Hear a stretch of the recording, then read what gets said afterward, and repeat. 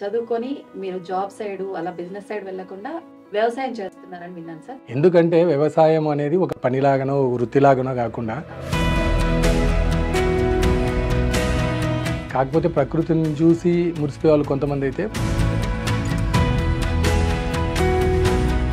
మీకు వ్యవసాయమే చెయ్యాలి, నేను కంటిన్యూ చేయాలి అనే ఆలోచన ఎందుకు sir? Film director film producer ఉంటాడు. కాకపోతే ఏమంటే ప్యాషన్ అనేది ఒక ఆస్పెక్ట్ అయితే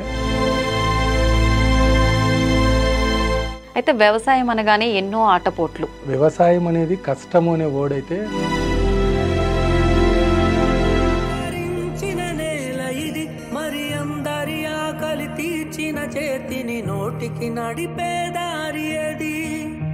మీరు ఒక సలహా ఇవ్వాలి అనుకుంటే వాళ్ళకి ఆ టైంలో స్ట్రాంగ్ గా ఉండాలి అంటే ఏం చెప్తారు సార్? నష్టాన్ని నేను అమ్మ మందలింపు లాగా అనుకుంటా. అమ్మ మందలించింది అంటే ఫార్మింగ్ కి సంబంధించి మట్టికి సంబంధించి మనకు ఒక మూవీలో డైలాగ్ కూడా ఉంది కదా సార్, మహేష్ బాబు మూవీలో. నాకు వ్యవసాయం నేర్పుతావా?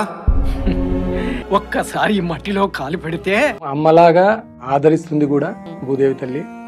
అదే విధంగా ప్రియురాలాగా వాటేసుకోమన్నా వాటేసుకుంటది. ప్రతి రైతు ఒక రాజంటారా జరికాలే రద్దంటారైతన్నా. నమస్కారం, వెల్కమ్ టు ఐ డ్రీమ్. నేను విజిత. రైతే రాజు అంటుంటారు. అయితే ప్రస్తుత కాలంలో చూసుకుంటే రైతులు వ్యవసాయం చేయడానికి కూడా ఇబ్బంది పడి వద్దు అనుకునే స్థితికి వస్తున్నారు. ఎందుకు, అసలు దానికి కారణం ఏంటి?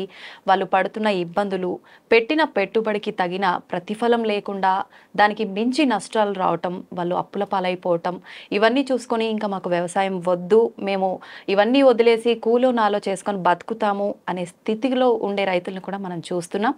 అసలు వీటన్నిటికీ కారణం ఏంటి అనే విషయాన్ని మనకు తెలియజేయడం కోసం ప్రస్తుతం మనతో పాటు ఉన్నారు ఎన్ చిదంబరం గారు అనంతపురం నుంచి. ఇప్పుడు వారితో మాట్లాడి ఈ డీటెయిల్స్ అన్ని తెలుసుకుందాం.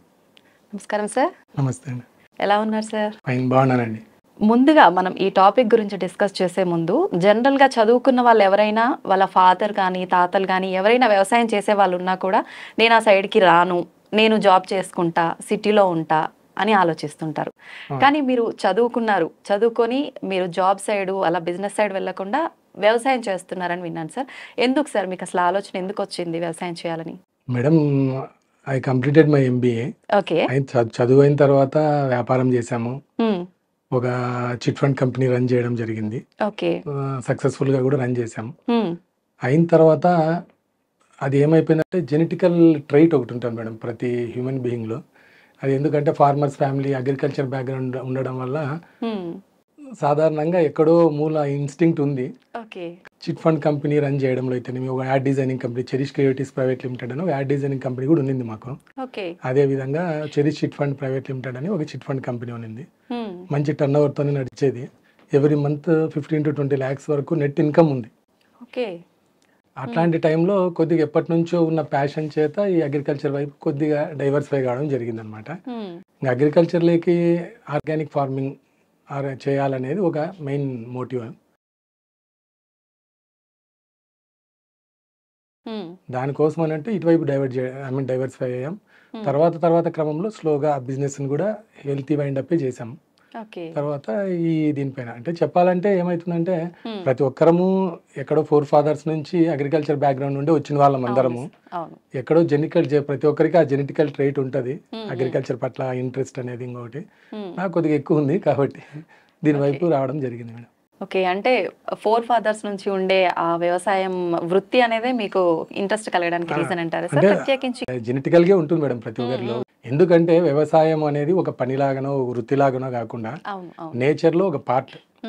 ప్రకృతి ఒడిలో ఉండడం అనేది ఎవరికైనా ఇష్టమే. కాకపోతే ప్రకృతిని చూసి మురిసిపోయే వాళ్ళు కొంతమంది అయితే ప్రకృతిలో మమేకమై వ్యవసాయం అనేది ఒక భాగంగా ఎంచుకొని పనిచేయడం అనేది ఒక ఇది మేడం. కాబట్టి ఆ విధంగా కొంచెం ప్రకృతి పట్ల ప్రకృతికి దగ్గరగా ఉండాలనే ఒక దీంతో వ్యవసాయం పట్ల కొద్దిగా ఆకర్షితులైనాం. ప్లస్ అది ముందు నుంచి ఉంది కాబట్టి జెనెటికల్ గా ఈ వైపు మొగ్గు చూపడం జరిగింది. ఓకే. దాంట్లో సార్ ఎంతవరకు మనకి ఇంట్రెస్ట్ ఉన్నా, నేచర్‌తో అనుబంధం ఉండాలి అనే ఆలోచన ఉన్నా, మనకు వ్యవసాయం త్రూ చూసుకుంటే సక్సెస్ అనేది చాలా వరకు తక్కువగానే ఉంటుందనే చెప్పాలి సార్. అవును. అంటే అప్ అండ్ డౌన్స్ ఉంటుంటాయి. అవును. స్టేబుల్‌గా ఉండదు కదా! అలాంటి సిట్యుయేషన్స్ చూస్తూనే ఉన్నారు. అయినా కూడా మీకు వ్యవసాయమే చెయ్యాలి, నేను కంటిన్యూ చేయాలి అనే ఆలోచన ఎందుకు సార్? అంటే ఒకటి మేడం, ఫిల్మ్ డైరెక్టర్, ఫిల్మ్ హ్మ్. ప్రొడ్యూసర్ ఉంటాడు. అవును. అది సక్సెస్ అవుతుందని ఒక ఆశతోనే చేస్తాడు. వ్యవసాయం కూడా ప్రతి రైతు విత్తు పెట్టే రోజు నాకు మంచి అవును. దిగుబడులు వస్తాయి, జరగాలి అని. మంచి దిగుబడులు వస్తాయి కాబట్టి మంచిగానే నాకు ఆదాయం వస్తుంది, హ్మ్. ఆదాయ వనరులు ఉంటాయనే ఆశతోనే దిగుతాడు. అవును. కాకపోతే ఏమంటే ప్యాషన్ అనేది ఒక ఆస్పెక్ట్ అయితే, హ్మ్. వ్యవసాయంలో నష్టం వస్తుంది కదా, వ్యవసాయాన్ని ఒక పరిశ్రమలాగా చేయాలనేది ఒక సంకల్పం అనమాట. ఓకే. అది ఆర్గానిక్ ఫార్మింగ్ చేయాలనేది ఒక ఇది. హ్మ్. కాబట్టి దాంట్లో ఒక 15 కోట్ల వరకు ఇన్వెస్ట్ చేశాం మేడం. ఓకే. ఫామ్లో ఒక అగ్రికల్చర్ మా ఫామ్లో ఒక 15 కోట్ల వరకు ఇన్వెస్ట్ చేశాం. హ్మ్. హ్మ్. చేసి వ్యవసాయంలోకి దిగాం. ఓకే. దిగిన తర్వాత తెలిసింది ఆ లోతేంది, హ్మ్. దాంట్లో ఉన్న సాధక బాధకాలు ఏంటి, కష్టాలు ఏంటి హ్మ్. అవన్నట్టు. చిన్నప్పటి నుండి నాన్న వాళ్ళు వ్యవసాయదార కుటుంబం అయినప్పటికీ ఓకే. ఏదో టౌన్లో ఉండి స్కూలింగ్, హ్మ్. కాలేజీలో చదువుకోవడాలు, అట్లా ప్రొఫెషనల్ కోర్స్ ఎంబీఏ అయిపోవడము, హ్మ్. ఇవన్నీ ఉన్నప్పుడు జనరల్గా దాని యొక్క లోటుపాట్లు, లోతులు, అవును. దానిలోని ఇబ్బందులు, కష్టాలు హ్మ్. అవన్నీ ఏమీ తెలియలే. కాకపోతే ఏమంటే దీంట్లోకి దిగిన తర్వాత హ్మ్. ఒక ఇండస్ట్రీ లాగా ఎప్పుడైతే పరిశ్రమలాగా చేస్తే హా. వ్యవసాయం కూడా లాభదాయకంగా ఉంటుంది అని ఒక మోడల్ క్రియేట్ చేయాలనే ఒక ఇంటెన్షన్తో దీన్ని ఎన్నుకోవడం జరిగింది మేడం. ఓకే. సార్ జనరల్‌గా రైతు అనగానే మనందరి మైండ్‌లో ఒక ఇమాజినేషన్ వచ్చేస్తది. మేడం. ఒక రకమైన గెటప్ అది. మేడం. కానీ మిమ్మల్ని చూస్తుంటే మంచిగా డిగ్నిఫైడ్‌గా, క్లాస్‌గా ప్యాంట్ షర్ట్‌లో ఇలా కనిపిస్తున్నారు. ఏంటి సార్? మీకు చాలా పెద్ద డౌట్ వచ్చింది మేడం. ఆ! ఆహారం ఏముంది కానీ, ఆ! కాకపోతే నేనేమంటున్నానంటే ఆహారం ముఖ్యం కాదు, పంట పండించి ఇవ్వాలనే మనసుని, కష్టపడే చేతిని హ్మ్. జనాలు ఆదరిస్తారనేది మా నమ్మకం. ఓకే. కాదు ఆహారం కూడా ముఖ్యమే అంటే ఇంక మేము చొక్కా ఇప్పేసి స్టూడియోలో కూర్చుంటాం. మీరు కావాలంటే ఇంటర్వ్యూ చేయండి. ఆ! అప్పుడు రైతుకి చొక్కా ఇప్పేసి బనీన్‌తోను, కట్ డ్రైయర్‌తో ఉన్నామనుకోండి, హ్మ్. హ్మ్. ఆటోమేటిక్‌గా రైతే అనుకుంటారేమో. ఇంక కావాలంటే అట్లనే చేయొచ్చు, ఇబ్బందేం లేదు. అంటే ఎలా ఉన్నా పర్లేదు సార్ మీరన్నట్టుగా మనము చేసే పర్పస్ ఏంటి? ఏం చేస్తున్నాం అనేది ఇంపార్టెంట్ కానీ, మన తాతల కాలం నుంచి రైతు అనంటే ఒక ఇమాజినేషన్. ఆ! మేడం. అది ఉండిపోతుంది గదా సార్! అవునండి. జస్ట్ క్యాజువల్‌గా అందుకే అడిగాను సార్. పర్లేదు మేడం. హ్మ్. ఆహారం అనేది రైతులకి ఎందుకంటే అది కంఫర్టబుల్ డ్రెస్ కోడ్ కాబట్టి అది అవును. యేసుకుంటారు. అవును. కాకపోతే ఏంటంటే హ్మ్. మాకిది కంఫర్టబుల్ కాబట్టి ఇది యేసుకుంటున్నాం. ఓకే. ఓకే. అయితే వ్యవసాయం అనగానే ఎన్నో ఆటపోట్లు. హ్మ్. కష్టం ఉంటుంది, సుఖం ఉంటుంది, హ్యాపీనెస్ ఉంటుంది. అదే విధంగా బాధ, దానికి మించిన బాధ ఉంటుంది. ఇంకొకటి చూసుకుంటే మనం పెట్టిన పెట్టుబడి అంతా లాస్ అయిపోయి, బాగా నష్టాల్లోకెళ్ళిపోయి, సూసైడ్ చేసుకునే వాళ్ళని కూడా చాలా మందిని చూస్తుంటాం అవును. కదా సార్! అసలు నిజంగా ఎటువంటి ఆటపోట్లు ఉంటాయి సార్? వ్యవసాయం అనేది కష్టము అనే వర్డ్ అయితే నిజమే. హ్మ్. అంటే కష్టం అని ఎందుకంటున్నా అంటే ప్రతి ప్రొఫెషన్‌లోనూ కష్టం ఉంటది. అవును. ఈ ప్రొఫెషన్‌లో అంటే లైక్ ఒక్కొక్క ప్రొఫెషన్‌లో దాని రిలేటెడ్ డిఫికల్టీస్ అనేవి కామన్‌గా ఉంటాయి. హ్మ్. బట్ వేరాజ్ అగ్రికల్చర్ వైపు వచ్చే లోపల అవి కొంత ఎక్కువ శాతం అనేది వాస్తవమే. ఓకే. కష్టం ఎట్లుంటది, అగ్రికల్చర్‌లో ఈ హ్మ్. సుఖాలు ఎట్లుంటాయి, సంతోషాలు ఎట్లుంటాయి, ఆత్మహత్యలు ఎందుకు జరుగుతాయి ఇవన్నీ అనడానికి హ్మ్. ఒక చిన్న అంటే నా ఫార్మ్ గురించి ఒక చిన్నగా నరేట్ చేస్తాం. ఓకే. ఫస్ట్ ఆఫ్ ఆల్ నేను ఒక 75 ఎకర్స్ ల్యాండ్ తీసుకున్నాను. ఓకే. అది కూడా వర్జిన్ ల్యాండ్ ఉండాలని చెప్పి కొద్దిగా రాళ్ళు గుట్టలు, హ్మ్. కొద్దిగా కెమికల్ రెసిడ్యూస్ లేనిది ఒక వర్జిన్ ల్యాండ్ కోసం ట్రై చేయడంలో ఒక చోట దొరికింది, చామలూరు అనే విలేజ్ దగ్గర. వ్యవసాయం చేద్దామనే దీంతో ఆ ల్యాండ్ని మనం ప్రొక్యూర్ చేయడం జరిగింది. హ్మ్. ప్రొక్యూర్ చేసిన తర్వాత ఫస్ట్ ఆఫ్ ఆల్ దాన్ని ఏదో మ్యాంగో గార్డెన్ డెవలప్ చేసేసి హ్మ్. ఒక ఫామ్ హౌస్ ఏదో పెట్టుకొని తర్వాత ఆ విధంగా ముందుకు పోదామని అనుకున్నాం. హ్మ్. కాకపోతే దిగిన తర్వాత ఏమైపోయిందంటే దాంట్లో ఒక 10 ఎకర్స్‌లో షేడ్ నెట్ హౌసెస్ వేయడమైతమే, ఒక ఓకే. 10 ఎకర్స్‌లో గ్రేప్ పెట్టాము, ఒక 10 ఎకర్స్‌లో మ్యాంగో పెట్టాము.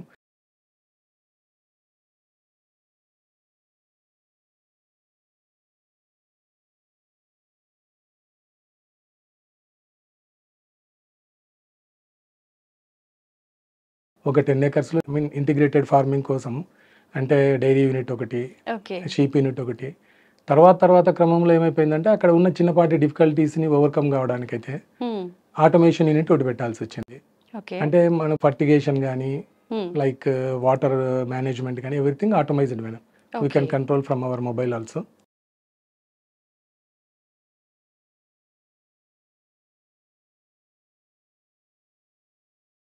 అంటే మ్యాన్ పవర్ దానికి మ్యాన్ పవర్ ఏం అవసరం ఉండదు, సెంట్రలైజ్ అయ్యి ఒక చోట ఉంటుంది. ఓకే అది దానికి ఒక ప్రాసెసింగ్ యూనిట్ ఉంటుంది, ఓకే అది మన మొబైల్ నుంచి కూడా మనం ఆపరేట్ చేయొచ్చు అనమాట. ఓకే లైక్ మనము ఏ క్రాప్కి మనం ఎట్లాంటి ఫర్టిగేషన్ ఇవ్వాలా, ఓకే ఆర్గానిక్ ఫార్మింగ్లో ఫర్టిగేషన్ అనే పాయింట్ ఎక్కడ రాదనమాట జనరల్గా. అక్కడ వచ్చి జీవామృతం ఏంటి, గోమూత్రం ఏ విధంగా ఎంత పర్సంటేజ్ ఇవ్వాల్సి ఉంటుంది, వేప నూనెలు కావచ్చు, అట్లా డిఫరెంట్వి అక్కడ ఫర్టిగేషన్, ఇక్కడ దాన్నే మనం ఫర్టిగేషన్ అని చెప్పుకుంటా ఉన్నాం ఇక్కడ. కాబట్టి అది ఏ విధంగా అనేది అంత ఆటోమైజ్ చేసి పెట్టాం, అంటే మ్యాన్ పవర్ ఇన్వాల్వ్మెంట్ తగ్గించడానికి కోసం అన్నట్టు. దీంట్లో ఏమి ఫస్ట్ బోర్లు వేసాం, బోర్లు ఒక 36-37 బోర్ల వరకు వేసాం మేడం. దాంట్లో ఒక 17 వరకు సక్సెస్ అయ్యాయి. మాది ఎందుకంటే అనంతపురం జిల్లా కొద్దిగా డ్రాట్ ఏరియా, ఆ డ్రాట్ ఏరియాలో వాటర్ అనేది మెయిన్ ఇదనమాట. జలం జీవనాధారం, పంట పండియాలంటే ముఖ్యంగా ఉండాల్సిందే నీరు. కాబట్టి ఆ నీరుని సంపూర్ణంగా మనం సమకూర్చుకున్న తర్వాతనే వ్యవసాయం మొదలు పెట్టాలా, ఫామ్ ని ఇది చేయాలనేది. కాబట్టి బోర్లు వేసాం, బోర్లు వేయంగా మాకు 17 వరకు సక్సెస్ అయ్యాయి. అందులో ఆ నీళ్ళు వచ్చిన తర్వాత దాన్ని స్టోరేజ్ చేసుకోవాలా. ఇప్పుడు అవి సరిపోతాయా సార్? ఇప్పుడు సరిపోతున్నాయి మేడం, నీటి కొరత ఏం లేదు మేడం. అది లేకోకున్న తర్వాత దానికి మేము ఒక 12.5 crore లీటర్స్ స్టోరేజ్ కెపాసిటీతో 3 ఫామ్ పాండ్స్ తవ్వాం. అందులో హెచ్డిపి లైనర్స్ వేసాం, అంటే నీళ్ళు ఇంకిపోకుండా. ఆ విధంగా అన్ని మెజర్స్ తీసుకొని ఫామ్ ని స్టార్ట్ చేసాం, అగ్రికల్చర్ యాక్టివిటీ స్టార్ట్ చేసాం.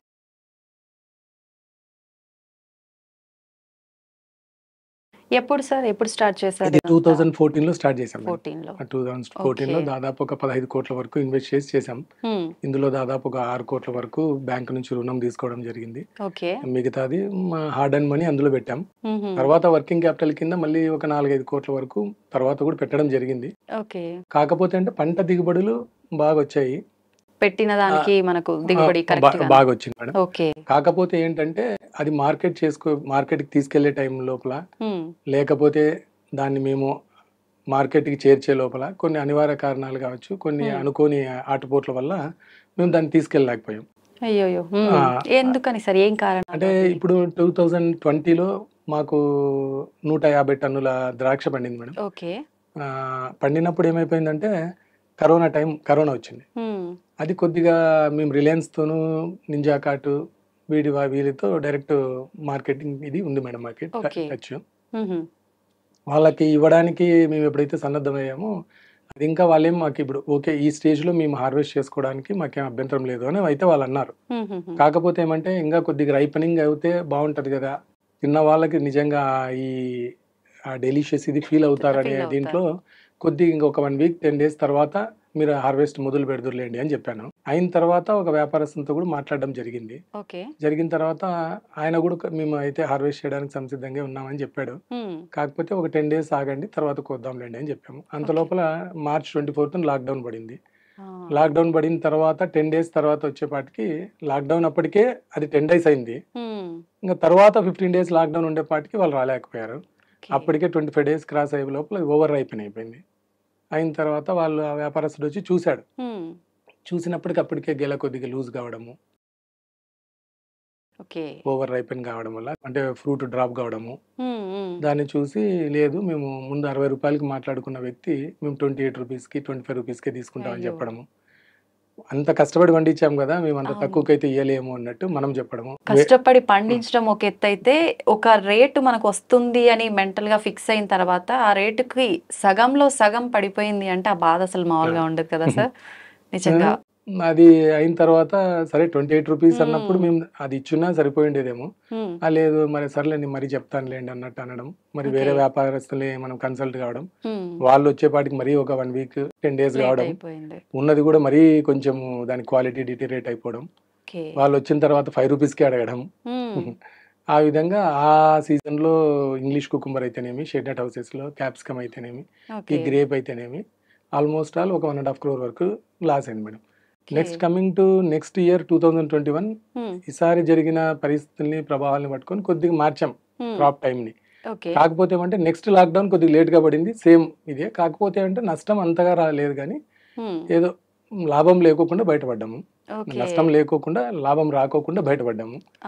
నెక్స్ట్ అయిన తర్వాత ఆ నెక్స్ట్ ఇయర్ మేము అన్ని ఫ్లవర్స్ పెట్టాము షేడ్ నెట్ హౌసెస్ లో. పెట్టిన తర్వాత అప్పుడు మాది బాగా మంచి పంట దిగుబడి వచ్చే టైంలో 300 రూపీస్ కిలో ఉంది మేడం ఫ్లవర్స్, లైక్ క్రిసాంతమం ఇవన్నీ పెట్టాము. ఓకే. అప్పుడు హార్వెస్ట్ చేయాలనుకున్నప్పుడు కంటిన్యూస్గా 30 డేస్ వర్షాలు పడ్డాయి. అనంతపురంలో డ్రాట్ ఏరియా, వర్షాలే తక్కువ. అట్లాంటిది 30 డేస్ కంటిన్యూస్ పడడం వల్ల అయ్యయ్యో. ఆల్మోస్ట్ ఆల్ ఫ్లవర్స్ అన్నీ కుళ్ళిపోవడం, బాగా పాడైపోయాయి. ఇదేంది దానికి ఒక ఫంగల్ డిసీజెస్ అటాక్ అయ్యి మొత్తం క్రాప్ అంతా పోయిందనమాట. అప్పుడు దాదాపు ఒక 2 crores వరకు లాస్. ఓకే. అయిన తర్వాత లాస్ట్ ఇయర్ ఒక 10 acres లో కర్బూజా పెట్టి 15 acres లో కర్బూజా పెట్టాం, 5 acres లో బీర పెట్టాం, ఒక 5 acres లో కాకర, 3 acres లో బాటిల్ గార్డ్, ఓకే. మళ్ళీ షేడ్ నెట్ హౌసెస్ లో టమోటా, ఇట్లా అన్ని పెట్టాం మేడం డిఫరెంట్ క్రాప్స్. ఒక మార్చి 18th ఒక 15 to 20 minutes వడగళ్ళ వర్షం పడింది. వడగళ్ళు అంటే మీరు చిన్న చిన్నవి చూసింటారు, ఇవి కేజీ 2 kgs, అర్ధ కేజీ అట్లాంటి పెద్ద పెద్ద వడగళ్ళు పడడం వల్ల మొత్తం ఫామ్ లో పంట ఒకటే డ్యామేజ్ అయింది అనుకున్నాము. తర్వాత చూస్తే అసెట్ కూడా చాలా డ్యామేజ్ అయింది. అంటే మా ఆటోమేషన్ యూనిట్ డ్యామేజ్ అయింది, షేడ్ నెట్ హౌసెస్ అంతా బాగా డ్యామేజ్ అయ్యాయి. ఆల్మోస్ట్ 3.5 crore లాస్ వచ్చింది. అంటే అగ్రికల్చర్ ఎట్లా అంటే మేడం, ఎందుకు నష్టదాయకము, కష్టము అని ఎందుకు అంటాము అంటే, మోస్ట్ అన్రిలయబుల్ సర్కమ్స్టెన్సెస్ లో మనం పోవాల్సి ఉంటుంది, అన్ప్రెడిక్టబుల్ సిచ్యువేషన్స్ ని ఫేస్ చేయాల్సి ఉంటుంది. కాబట్టి కష్టం ఎక్కువ వ్యవసాయంలో అని అంటాము. అంతే తప్ప వ్యవసాయం అనేది అది అన్ని చోట్ల ఇట్లనే ఉంటది అనేది ఏం లేదు. కొద్దిగా అంటే వ్యవసాయం దాన్ని చేయాల్సిన పద్ధతిలో చేసినప్పుడు చాలా మంది లాభాలు తీస్తున్నారు, మంచిగా ముందుకు సాగుతున్నారు. కాకపోతే ఏంటంటే ఇక్కడ పంట పండియడంలో మాకు సమస్య ఏం లేదు, కానీ అది మార్కెట్ చేరే లోపల కొన్ని అనివార్య కారణాల వల్ల ఈ విధంగా నష్టపోవడం జరిగింది. ఓకే. జనరల్ గా అంటే మనకు ఇట్లా నష్టం వచ్చినప్పుడు సార్, మీరు ఇంత క్రోస్ లో నష్టం వచ్చింది అని చెప్పారు కదా, మామూలుగా మనం రైతుల దగ్గర చూస్తుంటే ఇంత హై బడ్జెట్ లో నష్టం అయితే ఉండదు నాకు తెలిసి, కానీ అంత చిన్న నష్టాన్ని వాళ్ళు బేర్ చేయలేక సూసైడ్ వరకు వెళ్తుంటారు. అలాంటి వాళ్ళకు మీరు ఇంత పెద్ద నష్టాన్ని కూడా ఓవర్కమ్ చేసి మళ్ళీ క్రాప్ మార్చి మీరు వెంటనే మారుస్తూ ఏదో రకంగా మళ్ళీ స్టార్ట్ చేస్తున్నారు. వదిలేయాలని మీకు ఎప్పుడు అనిపించలేదా సార్? ఒకటి మేడం, ఇప్పుడు ఒకటి వ్యవసాయాన్ని వదిలేయాలంటే అమ్మని వదిలేసినట్టే. ఇప్పుడు మీరు వ్యవసాయాన్ని వదిలేయచ్చు కదా అంటే, మన అమ్మని తీసుకెళ్లి అనాథ వృద్ధాశ్రమంలోనో ఇంకో చోట వదిలేసిన దాంతో సమానమని నేను ఫీల్ అవుతా మేడం. అది ఎంత కష్టం వచ్చినా ఏమొచ్చినా అమ్మని వదిలేయలేదు, అమ్మ బిడ్డను వదిలేయలేదు. కాబట్టి అమ్మ బిడ్డల అవినాభావ సంబంధం రైతుకిను భూమికి ఉంటది, పంటకి.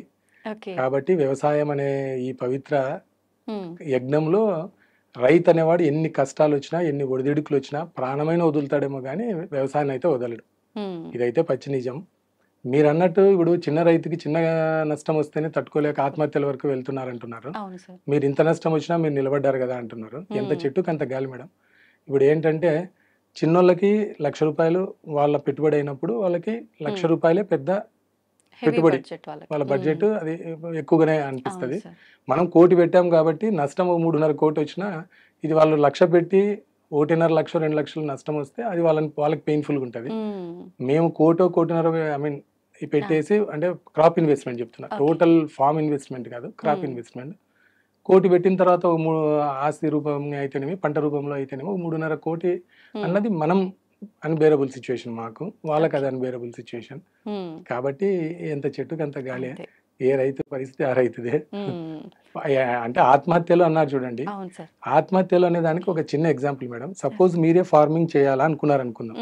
సపోజ్ ఎక్కడో మీరు సిటీ అవుట్స్కట్స్ లోనో లేకపోతే మీ పల్లెలోనో ఇప్పుడు మిద్దె తోటలని ఇంట్లో అలా కూడా చాలా మంది చేస్తున్నారు కదా సార్, ఇంట్రెస్ట్ తోటి. ఆ పాయింట్ కి వద్దాం మేడం. ఇప్పుడు ఏంటంటే ఈ ఆత్మహత్యలు అనే విషయం ఏంటంటే, ఇప్పుడు మీరే ఒక సపోజ్ ఫార్మింగ్ చేయాలనే ఒక ఇంటెన్షన్, ఒక డిజైర్ మీలో కలిగింది అనుకుందాం.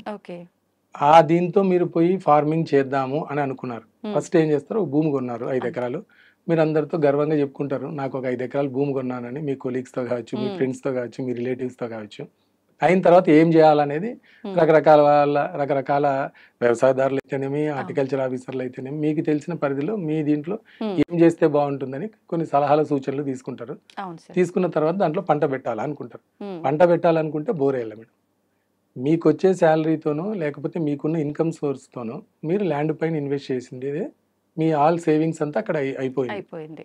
నెక్స్ట్ ఏం చేయాలా, క్రాప్ పెట్టాలంటే మనం ఇమ్మీడియట్ గా వాటర్ కావాలి. వాటర్ కావాలంటే బోర్లు వేయాలి. బోర్లు వేసారు, మీ అదృష్టం కొద్ది నీళ్లు పడ్డాయి. అయిన తర్వాత ఏం కావాలా, మీరు ఒక మోటార్ కొనాలా. అయిన తర్వాత దానికి అది రన్ కావాలంటే కరెంట్ కావాలి. కరెంట్. కరెంట్ కావాలంటే మీకున్న ఇన్ఫ్లుయెన్స్తో మీరు ఏదో ట్రాన్స్ఫార్మర్ ఒకటి వేయించుకున్నారు, చేశారు, అది ఇది అని అనుకుందాం. అదే ఒక సామాన్య రైతు అదే ట్రాన్స్ఫార్మర్ తెచ్చుకోవాలంటే ఆఫీసుల చుట్టూ చాలా రోజులు తిరగాల్సి వస్తుంది. ఓకే, అవును సార్. అయిన తర్వాత అక్కడ కూడా మరి పెట్టుబడి అవసరం ఉంటుంది. మీరు ఈ బోర్ ఏదో ఒకటి వేస్తే సరిపోతుంది అనుకున్న చోట 4 బోర్లు వేయాల్సిన పరిస్థితి వచ్చింది. ఓకే. నీళ్ళు అయితే పడ్డాయి. తర్వాత మోటారు వేసుకున్నారు, తర్వాత పైప్ లైన్ చేయాల్సి వచ్చింది, తర్వాత మొక్కలు తెచ్చారు. ఇదంతా అయిన తర్వాత ఆ మొక్కలకి చీడ వచ్చింది. దాన్ని మళ్ళీ ఎట్లా ఓవర్కమ్ కావాలని మీరు ఇంకోరిని ఆశ్రయించారు. అడిగిన తర్వాత తీసుకొచ్చారు, దాన్ని మందులు పిచికారీ చేశారు, దాని సంరక్షణ మొదలైంది అనుకుందాం మేడం. తర్వాత దానికి ప్రొటెక్షన్ కావాలని చెప్పి మళ్ళీ ఫెన్సింగ్ చేసుకోవాల్సి వచ్చింది. ఇట్లా కీప్ ఆన్ అంటే మనము అన్ఫోన్సిన్ అక్కడ వచ్చే ఇబ్బందులు బట్టి ఒకటొక ఇబ్బందిని బట్టి మీరు ఏం చేస్తారు, దాన్ని రెక్టిఫై చేసుకునే క్రమంలో ఇన్వెస్ట్మెంట్ మోడ్లోనే ఉంటారు తప్ప దాని నుంచి రిటర్న్స్ వచ్చేది అంత త్వరగా రాదు మేడం. ఈ ట్రాన్సిషన్ పీరియడ్లో రైతు అనే వాళ్ళు ఏం చేస్తారంటే కొంతమంది నిలబడగలుగుతారు, కొంతమంది దాన్ని భరించగలుగుతారు, కొంతమంది దాన్ని నిలబెట్టుకోగలుగుతారు.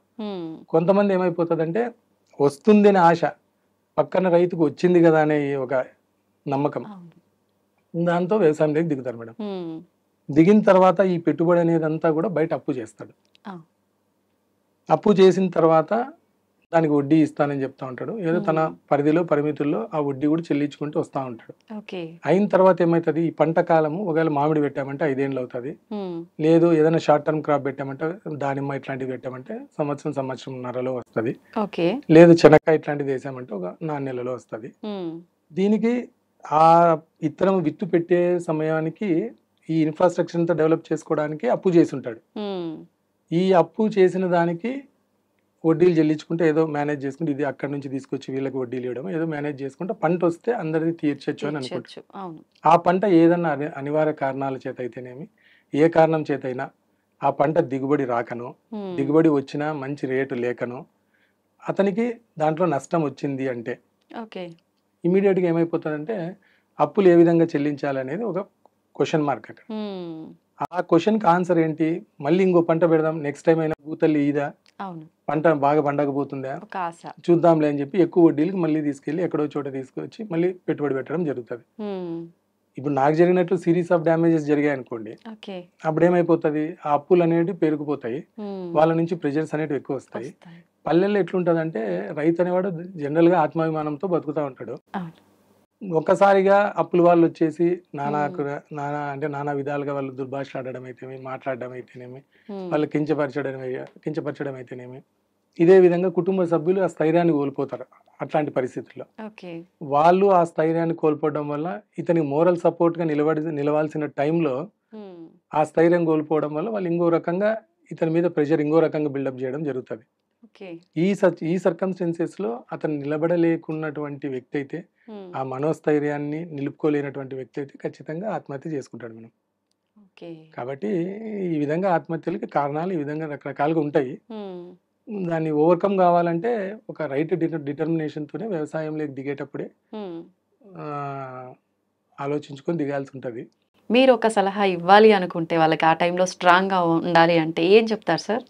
ఒకటి మేడం, ఇప్పుడు నష్టం అనేదాన్ని ఇప్పుడు ఒక వ్యాపారం చేసినా నష్టం రాదు, లాభమే వస్తుందనే రూల్ అయితే లేదు. నంబర్ 1, వ్యవసాయం అనేది కూడా ఒక వ్యాపకము, ఒక వ్యవహారమే. అందులో మనము రాబడి రావాలనే ప్రతి ఒక్కరు చేస్తారు. అట్లని చెప్పి నష్టం వచ్చింది అని వదిలేలేము. ఎందుకంటే అమ్మ మందలించింది, నష్టాన్ని నేను అమ్మ మందలింపులాగా అనుకుంటా. అమ్మ మందలించింది అంటే మనం ఏదో తప్పు చేస్తున్నామని, ఆ తప్పుని మనం ఎప్పుడైతే సరి చేసుకోగలుగుతామో ఆటోమేటిక్గా ఈ రోజు కాకపోయినా రేపు నిలదొక్కోగలుగుతాం అనే నమ్మకం ఉంటేనే వ్యవసాయంలోకి రావాలి. ఎవరైనా వాళ్ళకి సలహా ఇస్తాననేది కాదు, కానీ నేను ఆ విధంగా ఉండాలని కోరుకుంటాను మేడం. అవును సార్, అలానే ఉండాలి కూడా. కొంతమంది అంటుంటారు సార్, ఇప్పుడు మనం అంటే ఇలా అని ఒక మాట అన్నాం కదా, ఏమంటారంటే మీకేంటి చెప్పే వాళ్ళు ఎన్నైనా చెప్తారు, ఎవ్రీ టైం ఇప్పుడు అమ్మ తిట్టింది అంటే కాసేపు నార్మల్ గా ఉంటాం, అమ్మ దగ్గర తీసుకుంటుంది, వెళ్తాం, మాట్లాడతాం, అయిపోతుంది. ఇప్పుడు ఈ విషయానికి వస్తే అది అలా అని ఎలా మనము తీసుకుంటాము? ఇప్పుడు లాస్ వచ్చింది, ఈ ఇయర్ పంట నష్టం వచ్చింది, నెక్స్ట్ క్రాప్ లో వస్తుంది అనుకున్నా, రాలేదు, నెక్స్ట్ 2-3 టైమ్స్ అట్లానే నా దగ్గర ప్రాపర్ గా ఇంత అమౌంట్ ఉంది, నా ఓన్ గా నేను పెట్టుబడి పెట్టాను అంటే అలా నేను తీసుకోవచ్చు. ఎవ్రీ టైం నేను అప్పు తెస్తున్నానంటే నేను అది తీసుకుంటా, అప్పు ఇచ్చిన వాడు ఊరుకోడు కదా, అలాంటి టైంలో నేను ఏం చెయ్యాలి? అదే మేడం చెప్తున్నది ఏంటంటే, ఇప్పుడు ఫస్ట్ ఆఫ్ ఆల్ ఆ మనోస్థైర్యం మనకు ఉండాలి, ఆర్థిక స్థితిగతుల్ని బేరీజ్ చేసుకోవాలి. ఓకే. అయిన తర్వాత వ్యవసాయం అనేది నిజంగా ఎట్లా చేయాలంటే అది ఒక పూజ్యమైన కార్యం. దాంట్లో లాభమే వస్తుంది అనేది మాత్రం అబద్ధమే. లాభము రావచ్చు, నష్టము రావచ్చు, అన్నిటినీ మనం నిలదొక్కోగలుగుతాం అనుకున్నప్పుడే వ్యవసాయంలోకి రావాలా అని అంటున్నది. ఇప్పుడు నేనేమంటున్నానంటే ప్రతిసారి ఇప్పుడు అమ్మ ఆదరించినట్టు భూమాత కూడా ఆదరిస్తుందని నేను అన్నప్పుడు అమ్మ అయితే ఏదో కొద్దిసేపు మందలిస్తుంది మళ్ళీ ఆదరిస్తుంది అంటున్నారు. నేను కూడా ఏమంటున్నానంటే భూమాత కూడా ఒక సీజన్లో కాదు ఇంకో సీజన్లో, ఒక సంవత్సరంలో కాదు ఇంకో సంవత్సరంలో ఖచ్చితంగా ఆదరిస్తుంది అన్నది నమ్మకం అన్నమాట. కాబట్టి ఖచ్చితంగా ఏదో ఒక రోజు అయితే మాత్రం బయట వేస్తుంది. కానీ అంతవరకు మనకు ఆ ఓపిక, ఆ స్థిరత్వం అనేది ఇంపార్టెంట్. కాకపోతే ఏంటి అంటే రైతుకి కొన్ని పారామీటర్స్ బయట నుంచి కూడా సపోర్టివ్ ఉంటే అగ్రికల్చర్ అనేది స్థిరీకరణ జరుగుతుంది మేడం. అంటే సస్టైనబిలిటీ వస్తుంది. ఆ అగ్రికల్చర్ స్థిరీకరణ ఏంటి అంటే లైక్ గవర్నమెంట్ ఉంది, గవర్నమెంట్ ప్రతి పాలసీ మంచి జరగాలని చేస్తుంది. ఇప్పుడు అగ్రికల్చర్ పాలసీస్ కూడా మళ్ళీ రైతులకి, రైతు కూలీలకి, రైతు అనుబంధ వాటన్నిటికీ కూడా మంచి జరగాలని ఆ పాలసీ మేకింగ్ జరిగి ఉంటుంది.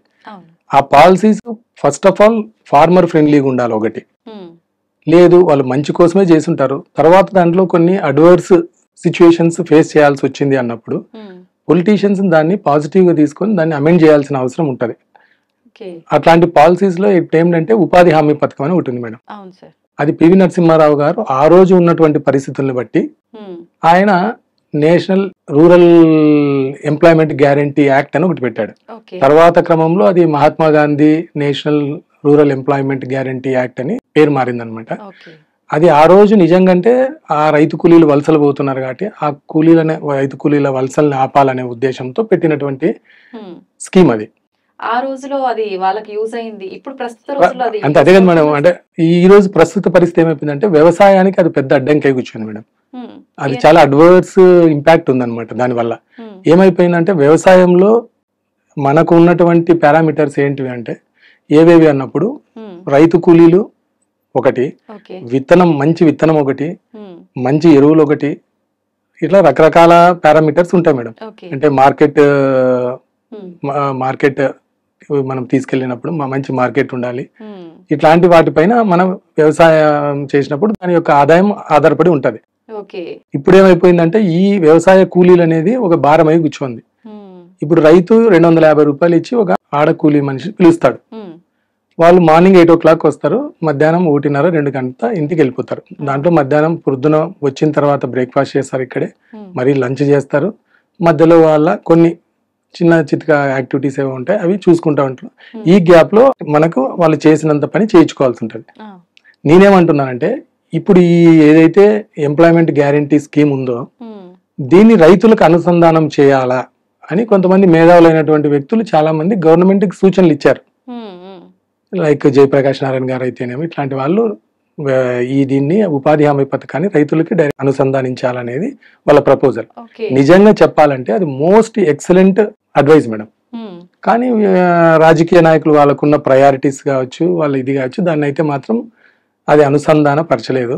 కాబట్టి నేనేమంటానంటే రైతులకి పెట్టుబడి భారం తగ్గాల అంటే ఖచ్చితంగా అది ఉపాధి హామీ పథకాన్ని ఖచ్చితంగా రైతులకి డైరెక్ట్ అనుసంధానిస్తే చాలా బాగుంటది. ఇప్పుడు ఆ ఉపాధి హామీ పథకం వల్ల ఈ వీళ్ళు కూలీలు ఏం చేస్తున్నారు, అక్కడ పొద్దున్నే వెళ్తారు, ఒక కొండ మీదనో ఎక్కడో చోట గుంత తీస్తారు, తర్వాత నెక్స్ట్ వీక్ వెళ్తారు, ఆ గుంత బూడ్చి వస్తారు. దానివల్ల ఏం ఉపయోగం ఏముందంటే అదంతా నిరుపయోగంగా ఉంది. అదే రైతులు అనుసంధానం చేసినప్పుడు వాళ్ళు వచ్చి సగం గవర్నమెంట్ బేర్ చేసింది అనుకోండి ఆ లేబర్ ఛార్జెస్ ని, రైతు సగం ఇచ్చేటట్లు పెట్టుకున్నా కూడా గవర్నమెంట్ 100 days ఇచ్చే ఈ ప్రోగ్రామ్ ని 200 days కి ఎక్స్టెండ్ చేయొచ్చు. అప్పుడు రైతు కొద్దిగా వ్యవసాయం అనేది కూడా కొద్దిగా సస్టైన్ అవుతుంది. వాళ్ళకి ఇంకా ఎంప్లాయ్మెంట్ గ్యారంటీ స్కీమ్ ఇంకా మనం ఎక్కువ రోజులు ఇవ్వడానికి ఉంటది. కాబట్టి ఇది ఆలోచించాల్సిన పరిస్థితి ఉందన్నమాట. నిజంగా ఇట్లాంటి ఒక స్కీమ్ వచ్చినా కూడా అందాల్సిన వాళ్ళకి కరెక్ట్ గా అందుతుంది అంటారా సార్? అంటే ఇప్పుడు ఇది వచ్చేసి మేడం రూరల్ ఏరియాలో మాత్రమే జరుగుతుంది. ఈ రూరల్ ఏరియాలో ఈ వ్యవసాయ కూలీల కోసం మాత్రమే ఉన్నది ఇది. కాబట్టి ఏమైపోయిందంటే ఇది అక్కడ అందుతా ఉంది, వ్యవసాయ కూలీలని మరీ సోమరులుగా తయారు చేసే విధంగా స్టార్ట్ అయింది.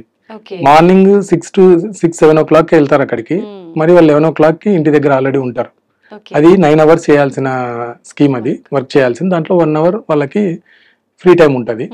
వాళ్ళు చేస్తున్నదంతా కూడా 3 hours కూడా చేయట్లే. అవును. దాంట్లో Time pass లాగా టైం పాస్ లాగా అయిపోయింది. మేటీలు ఉంటారు, వాళ్ళు వీళ్ళు కొల్యూడ్ అవుతారు, ఏదో వాళ్ళు రాసుకుంటారు ఇంతమంది ఈ రోజు వచ్చినట్టు. వాళ్ళ ఇంట్లో నలుగురు ఉంటే నలుగురికి ఒక 300-400 రూపీస్ వర్కౌట్ అవుతుంది. రైతు 300-400 ఇచ్చి రైతు కూలీని మనం తీసుకొని పని చేయించుకునే స్టేజ్ లో లేడు. లేడు. 100-150 ఇవ్వడానికే చాలా ఇబ్బంది పడుతున్న పరిస్థితులు. అట్లాంటప్పుడు వాళ్ళకి 300-400 వచ్చేటప్పుడు రైతు పట్ల చూడరు, రైతుకు ఆ గౌరవం కూడా దక్కదు. కాబట్టి అట్లాంటి పరిస్థితి ఉంది. కాబట్టి ఆ స్కీమ్ ని కొద్దిగా చేంజ్ చేయాల్సి ఉంది. ఓకే. ఇట్లా ఒక గవర్నమెంట్ పాలసీస్ ఆస్పెక్ట్ లో అయితేనేమి, ఇప్పుడు బ్యాంక్స్ లెండింగ్ ప్రాసెస్ లో కూడా ఓకే. ఇది ఏమైపోతుందంటే, ఒక బిజినెస్ అయితే వాళ్ళు బిజినెస్ చేస్తారు, లాభాలు వస్తాయి, కడతారు. ఇది మోస్ట్ అన్సర్టైన్ యాక్టివిటీ కాబట్టి అగ్రికల్చర్ అనేది ఆదాయం వస్తుందో రాదో, మాకు తిరిగి కడతారో లేదో అన్నట్టు ఈ వ్యవసాయ రంగానికి నిజంగా లోన్లు ఇవ్వాలన్నా, వాళ్ళని ఎంకరేజ్ చేయాలన్నా బ్యాంక్స్ కూడా కొద్దిగా హెసిటేట్ చేస్తాయి మేడం. అవును సార్. ఎందుకంటే అది వాళ్ళ వ్యాపార దృక్పథం, అవును. వాళ్ళ ఈక్వేషన్స్ వేరే, వాళ్ళ ప్రయారిటీస్ వేరే. అంతే. ఎందుకంటే వాళ్ళు కూడా జనాల నుంచి డిపాజిట్స్ తీసుకుంటారు, వాళ్ళకి ఇంట్రెస్ట్ పే చేయాల్సి ఉంటుంది. ఓకే, అది all together it's a different game. కాకపోతే అంటే సోషల్ రెస్పాన్సిబిలిటీ కింద బ్యాంక్స్ కూడా they should feel to help farmer. అదేమి హెల్ప్ అంటే ఫ్రీగా ఇవ్వని అడగట్లేదు, కాకపోతే వాళ్ళ లెండింగ్ సిస్టమ్ని, లెండింగ్ ప్రొసీజర్ని, ప్రాసెస్ని కొద్దిగా ఈజీ చేయాల్సి ఉంది. కొంచెం ఇక్కడ ఉన్న అంటే ఫార్మర్ ఎదుర్కొంటున్న స్థితిగతుల్ని బట్టి, ఆయన రిక్వైర్మెంట్స్ని బట్టి డిఫరెంట్గా ఐ మీన్ లోన్స్ యొక్క దీన్ని మాడిఫై చేసి చేయాలా. దానికి కూడా కొద్దిగా గవర్నమెంట్ ఇనిషియేటివ్ తీసుకోవాల్సిన పరిస్థితి ఉంది. లైక్ ఇది కాకోకుండా ఇప్పుడు కార్పొరేట్ కంపెనీస్ ఉన్నాయి మేడం. కార్పొరేట్ సోషల్ రెస్పాన్సిబిలిటీ కింద వాళ్ళు కొన్ని యాక్టివిటీస్ చేస్తూ ఉంటారు. సొసైటల్ ట్రాన్స్ఫర్మేషన్ కోసం మంచి యాక్టివిటీస్, అది ఒక సోషల్ రెస్పాన్సిబిలిటీ కింద చేస్తూ ఉంటారు. వాళ్ళు కార్పొరేట్ సిఎస్ఆర్ దీని కింద, కార్పొరేట్ సోషల్ రెస్పాన్సిబిలిటీ కింద వాళ్ళు రైతులకి హెల్ప్ఫుల్గా ఉండే విధంగా, రైతులకి సపోర్ట్ చేసే విధంగా కొన్ని ఇనిషియేటివ్ తీసుకొని ఏదన్నా కొన్ని స్టెప్స్ తీసుకొని ఏదన్నా చేస్తే నిజంగా అంటే రైతు అంటే చిక్కిపోయిన రైతు కొంచెం ఆ ఊతం దొరికితే మరి కూడా ఆయన దాన్ని సస్టైనబిలిటీ వైపు అడుగులేయడానికి ఉంటుంది. ఈ విధంగా ఇదే కాకోకుండా రైతు కూడా కొన్ని మెజర్స్ తీసుకోవాలి. ఏ రకంగా సార్? ఇప్పుడు రైతు ఏంటంటే రొటీన్గా పక్కన వాడికి లాభం వచ్చిందంటే అదే క్రాపే అందరూ పెడతారు మేడం. అట్లా కాకుండా నెక్స్ట్ ఈయన ఏం చేయాలంటే క్రాప్ రొటేషన్ అనేది ఒకటి పద్ధతి. అంటే జనరల్గా ఎప్పటి నుండో మనకి ట్రెడిషనల్ వేలో చెప్పేది అందరూ క్రాప్ రొటేషన్ అనేది ఒకటి. ఇట్లాంటివన్నీ కొన్ని పద్ధతులు ఉన్నాయి మేడం. నీటి యాజమాన్య పద్ధతులు బాగా చేయాలనేది, కొద్దిగా రసాయన ఎరువులు తగ్గించి వాటి వాడకం తగ్గించాలనేది. ఇది గ్రీన్ రెవల్యూషన్ పేరుతో రసాయన ఎరువుల్ని బాగా పరిచయం చేసినారు, కానీ దానికి దూరం జరగాల్సిన అవసరం ఉంది. సేంద్రియ పద్ధతిలో వ్యవసాయం చేయడం అనేది ఒకటి. ఇట్లాంటివి ఇవన్నీ రైతు ఎప్పుడైతే పాటించగలిగినాడో కొద్దిగా ఇన్పుట్స్ తగ్గుతుంది, అంటే పెట్టుబడి అనేది తగ్గుతుంది మేడం. కాబట్టి రాబడి వచ్చిన దాంట్లో కొద్దిగా ప్రాఫిట్ ని చూడగలుగుతాడు అనేది ఒక ఆలోచన. ఇప్పుడు ఆగ్రో ఫారెస్ట్రీ అనేది ఒక కాన్సెప్ట్, లేటెస్ట్ కాన్సెప్ట్. ఇప్పుడు డిఫరెంట్ ఒక టెక్నాలజీని యూజ్ చేసుకొని ఇరిగేషన్ సిస్టమ్ ని, రెయిన్ వాటర్ హార్వెస్టింగ్ ఇట్లాంటివి ఇవన్నీ చేసుకోవడం అనేది ఒకటి. అంటే వాటర్ మేనేజ్మెంట్ అనేది, బోర్లో ఒకసారి నీళ్లు ఉండొచ్చు, ఎండిపోవచ్చు. ఇప్పుడు కెనాల్ వాటర్ కింద ఇరిగేట్ చేసే వాళ్ళు కొద్దిగా వాటర్ ని మనం స్టోర్ చేసుకొని, రెయిన్ వాటర్ హార్వెస్ట్ చేసుకొని పెట్టుకోవడం వల్ల మనము ఒక షార్ట్ టర్మ్ డ్యూరేషన్ క్రాప్ ని కూడా మళ్ళీ గ్రో చేయొచ్చు. ఇట్లాంటి మెజర్స్ తీసుకొని రైతు కొద్దిగా దాన్ని సస్టైనబుల్ అంటే స్థిరీకరణ చేసుకోవచ్చు వ్యవసాయాన్ని. ఈ ప్రాసెస్ అంతా చేయాలంటే పెట్టుబడితో కూడుకున్న పనే కదా సార్? పెట్టుబడితో కూడుకున్న పని. ఒకసారి పెడితే సరిపోతుందా? ఎవ్రీ టైం క్రాప్ కి మనం దీనికి పెట్టుబడి పెట్టాలి? క్రాప్ కి ఒకటి, విత్తుకి, మందులకి, ఎరువులకి, ఇవన్నీ రికరింగ్ మేడం. ఇప్పుడు మీరు ఒక ఫామ్ పాండ్ దవ్వుకున్నారు, అది ఒకసారి వన్ టైం ఇన్వెస్ట్మెంటే. ఇప్పుడు సపోజ్ పనిముట్లు ఉన్నాయి, పనిముట్లకి కొద్దిగా సబ్సిడైజ్ ప్రైస్ కి గవర్నమెంట్ సపోర్ట్ చేయాల్సి ఉంటుంది. అది చేయడం వల్ల ఏమవుతుందంటే రైతులకు కొద్దిగా సపోర్టివ్ ఉంటుంది. పనిముట్లు ఒక సంవత్సరం ఉంటాయి, 2 ఏళ్ళు ఉంటాయి బాగా, తర్వాత అవి అంటే పాడైపోవడము లేకపోతే విరిగిపోవడము ఏవో సంథింగ్ ఆ విధంగా జరుగుతూ ఉంటుంది. కాబట్టి దాన్ని ఆ స్కీమ్ ని రెగ్యులర్ గా వీళ్ళకి ఇది చేసేటట్లు చేయడం, అట్లా చేయడం వల్ల ఏమవుతుందంటే వీళ్ళు పెట్టే పెట్టుబడి ఎప్పుడైతే కొద్దిగా మేనేజబుల్ గా ఉందో తర్వాత అది కొంచెం అగ్రికల్చర్ నుంచి ప్రాఫిట్స్ అనేది చూడగలుగుతారు రైతు. ఎప్పుడైతే ప్రాఫిట్ చూడగలుగుతాడో ఆటోమేటిక్ గా అతని ఆలోచన విధానం మారుతుంది, ఇంకా వ్యవసాయం అనేది స్థిరీకరణ ఖచ్చితంగా జరుగుతుంది. హ్మ్. నిజంగా అంటే వాళ్ళు పెట్టిన పెట్టుబడికి ఆ ప్రతిఫలం వచ్చిన రోజు ఆ రైతు కళ్ళలో ఆనందం మామూలుగా ఉండదు కదా సార్ అసలు. అవునవునండి. మీరు ఇందాక అడిగారు హ్మ్. రైతుకి సుఖ సంతోషాల గురించి చెప్పండి అవును. అన్నట్టు. సుఖం అనేది ఉండదు మేడం. హ్మ్. సంతృప్తి మాత్రమే ఉంటది. హ్మ్. సుఖం అనేది వ్యవసాయంలో ఎప్పుడు ఉండదు. ఎందుకంటే ఎప్పటికీ. కష్టం ఉండదు. అంటే సంతృప్తి ఉంటది. అసలు హార్డ్ వర్క్ తో కూడుకున్న పనే సార్ ఇది. రైతు చేసే పని అంటే అనేది. శారీరక శ్రమతో అదృష్టంతో కూడా సంబంధం ఉందంటారా సార్ దీనికి? అదృష్టంతో ముమ్మాటికి ఉంది అని నేను అంటాను మేడం. హ్మ్. ఎందుకంటే ఇప్పుడు సపోజ్ పంట దిగుబడి బాగొచ్చింది. అవును. వడగళ్ల వర్షం పడింది. పంటంతా నష్టపోయాము. మరి అది అదృష్టమా? దురదృష్టమా? అంటే హ్మ్. మరి ఆ టైం కూడా కొద్దిగా ఫేవర్ చేయాల్సిందే. నిజమే సార్. కాబట్టి ప్రకృతితో ముడిపడి ఉన్నాం కాబట్టి ప్రకృతి నిజంగా సహకరించాల్సిందే. హ్మ్. మనం టైంని ప్రకృతి అన్నా అనుకోవచ్చు, ఏదైనా అనుకోవచ్చు. అంతే. కాబట్టి హ్మ్. ఖచ్చితంగా అన్నిటి సహకారం ఉంటేనే మన అవుట్‌పుట్ బావుంటుంది. హ్మ్. ఖచ్చితంగా రైతు సస్టైన్ కాగలుగుతాడు. ఓకే. ఇప్పుడు సుఖము అన్నారు గదా! అవును సార్. సుఖము కాదు గానీ మేడం అదే చెప్పాను గదా! హ్మ్. హ్మ్. సంతృప్తి సంతృప్తి. ఉంటది. సంతోషం అయితే కంపల్సరీ ఉంటది. ఎందుకంటే పెట్టిన పంట మంచి దిగుబడి వచ్చి, మంచి రాబడి వచ్చిన రోజు నిజంగా రైతు చాలా చాలా చాలా చాలా సంతోషపడతారు. హ్మ్. ఉత్త సంతోషం గూడా గాదు. ఆనందాలు వేరు. అది శాశ్వతమైన సంతోషం కూడా కాదు కదా! సంతోషం ఏది శాశ్వతం గాదు మేడం. ఆ! ఎందుకంటే ఎప్పుడు ఇప్పుడు మీరైనా ఉంటారు. మనం ఇది అంతే. అంతే. లైఫ్ అనేది ఒక నీటి బుడగ లాంటిది. అంతే. మీరు ఈ సంతోషం లైఫ్ లాంగ్ ఉంటుంది. ఇంకోటి ఉంటుంది అనేది ఏమి ఉండదు గానీ హ్మ్. Life is like a roller coaster journey. అవును సార్. ఆ నిజం. కొంతసేపు మనం అదొక థ్రిల్లింగ్ ఉంటది. తిరిగిపోతా ఉంటది. ఒకసారి ఇటు, థ్రిల్లింగ్ ఉంటది. ఒకసారి అటు. కొంచెం జాయ్‌ఫుల్‌గా ఉంటది. కొంచెం అడ్వెంచరస్‌గా ఉంటది. అవును. అది కాబట్టి లైఫ్‌లో అన్ని ఇంగ్రీడియెంట్స్ ఉంటేనే ఇట్ మేక్స్ సెన్స్ అని అవును. మేము ఫీల్ అయితాము. హ్మ్. కాబట్టి రైతు అనేవాడు ఎవరైనా సుఖాన్ని కోరుకోడు గానీ హ్మ్. సంతృప్తిని, సంతోషాన్నే కోరుకుంటాడు. ఓకే. అది పంట బాగా పండినప్పుడు, హ్మ్. దిగుబడి బాగొచ్చినప్పుడు, రాబడి బాగొచ్చినప్పుడు హ్మ్. ఉంటాది. ఓకే. అయితే ఒకప్పటి కాలంలో చూసుకుంటే తాతలు, తండ్రులు పడ్డ ఇబ్బందులు చూసి మాకొద్దు ఈ వ్యవసాయం అని చెప్పి పక్కకు పెట్టి సిటీకొచ్చి వాళ్ళ ఉద్యోగాల్లో వాళ్ళు సెటిల్ అయిన వాళ్ళుంటే, ప్రస్తుతం కొంతమంది యూత్ మాత్రం అగ్రికల్చర్ టైప్ రావటానికి ఎక్కువగా ఇంట్రెస్ట్ చూపిస్తున్నారు సార్. అవును. రీజన్ ఏమై ఉంటుందంటారు? మేడం దీంట్లో మనం కారణాలు ఎతుక్కునే కంటే, హ్మ్. వాళ్ళు రావడాన్ని మనం కాంక్షించాలా? వాళ్ళు అవును. రావడాన్ని మనం ఇన్వైట్ జేయాలా? ఆహ్వానించాలి. ఖచ్చితంగా ఆహ్వానించాల్సిందే. హ్మ్. ఎందుకంటే నేను మీకు జెప్పాను. అవును ఇప్పుడు సార్. ఉద్యోగస్తులు దీని వైపు ఎందుకు రావాలనుకుంటున్నారు ఇంకోటంటే, హ్మ్. వాళ్ళ లైఫ్ పట్ల వాళ్ళకి ఆ కాన్షియస్ పెరిగింది అని నేను అనుకుంటా ఉన్నా. హ్మ్. మోర్ ఓవర్ రావడం అనేది ఒక మంచి, మంచి విషయం. మంచి పరిణామం. హ్మ్. కాబట్టి వాళ్ళు రావాలని మనం ఇన్వైట్ చేద్దాం. దాని యొక్క ఇదేమంటే నేను చెప్పాను గదా! అవును. వ్యవసాయం అనేది it's a genetical trait madam అది. హ్మ్.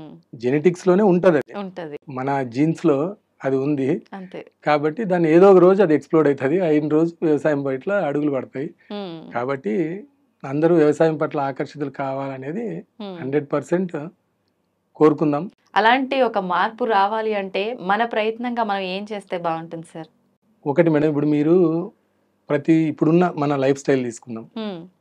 జనరల్‌గా ఏమైపోతదంటే చిన్న పిల్లలు ఆ! స్కూల్‌కి పోయిచ్చినప్పటి నుంచి మొబైల్ ఫోన్స్ పట్టుకొని మొబైల్ ఫోన్స్‌లో ఉంటున్నారు. అవును. ఇప్పుడు ఆడవాళ్ళు కూడా హౌస్ వైఫ్స్‌గా ఉన్నవాళ్ళు కొంతమందైతే ఉద్యోగాలు చేసేవాళ్ళు కొంతమంది. హ్మ్. ఉద్యోగాలు చేసేవాళ్ళు పొద్దున్న నుంచి సాయంత్రం వరకు వాళ్ళ వర్క్ లోడ్‌తో వాళ్ళు ఆడ కొద్దిగా ఫెడప్ అయ్యి ఇంటికొస్తారు. హ్మ్. వచ్చిన తర్వాత మళ్ళీ పిల్లలకి ఫీడ్ చేయడం అయితేనేమి, ఇంటినంతా చక్కబెట్టుకోవడం అయితేనేమి, ఇలాంటి కార్యక్రమాల్లో మళ్ళీ వాళ్ళు బిజీ అయిపోతారు. హ్మ్. ఇంగా మగవాళ్ళైతేనేమో ఉద్యోగం చేసి రావడమా, లేకపోతే వాళ్ళ వ్యవహారం ఏదుందో దాన్ని ఫుల్‌ఫిల్ చేసుకొని వచ్చేపాటికి వాళ్ళు టైర్డ్ అయిపోయి ఉంటారు. హ్మ్. ఈ క్రమంలో ఎవరికి వాళ్ళు వాళ్ళ ప్రయారిటీస్‌లో బిజీ అయిపోయి ఉన్నారు. అయిపోయారు.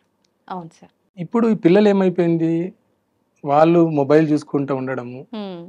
ఎవరికి వాళ్ళు ఇదిగా ఉండడము, హ్మ్. లేదు గృహిణీలు ఉంటారు ఇంట్లో. ఏం చేయాలో దిక్కుదోచని పరిస్థితి. ఆ! చాలామంది అడుగుతా ఉంటారు. ఏం చేస్తే బావుంటుంది? నేను ఏదైనా చేయాలనుకుంటా ఉన్నా. అనుకుంటున్నా. తక్కువ పెట్టుబడిలో ఏదన్నా బాగా లాభాలొచ్చేది ఏదన్నా ఉందా? హ్మ్. ఇట్లాంటి వాళ్ళు కూడా ఉన్నారు చాలామంది అడిగేవాళ్ళు. హ్మ్. నేనేమంటున్నానంటే ఓవరాల్ మీద పిల్లలు మొబైల్ చూడడం అనేది తప్పు కాదు కానీ, అది హ్మ్. ఎంతవరకు చూడాలో అంతవరకు చూడాలి. ఏదైనా కూడా లిమిటెడ్‌గా లిమిట్. ఉంటేనే దానికి బావుంటది. నిజం సార్. అది అన్‌లిమిటెడ్‌గా వ్యసనంలాగా మారితే ఏదైనా కూడా ప్రాబ్లమాటిక్‌గా ఉంటది. హ్మ్. ఇట్లాంటి వాళ్ళందరికీ ఏంటంటే పిల్లలకి అది ఉండకూడదు. దాని నుంచి బయటికి రావాలంటే హ్మ్. స్కూల్‌లో వ్యవసాయం అనేది ఒక పాఠ్యాంశంగా ఖచ్చితంగా ఉండే తీరాలి మేడం. ఓకే. స్కూల్‌లో పాఠ్యాంశంగా ఉంటే ఏమవుతదంటే హ్మ్. పిల్లలకి నేచర్‌కి క్లోజ్‌గా దగ్గరగా మూవ్ అయితారు. ఓకే. అప్పుడు నేచర్‌కి ఎప్పుడైతే వాళ్ళు దగ్గరగా ఉన్నారో హ్మ్. దాంట్లో ఉన్నటువంటి హ్మ్.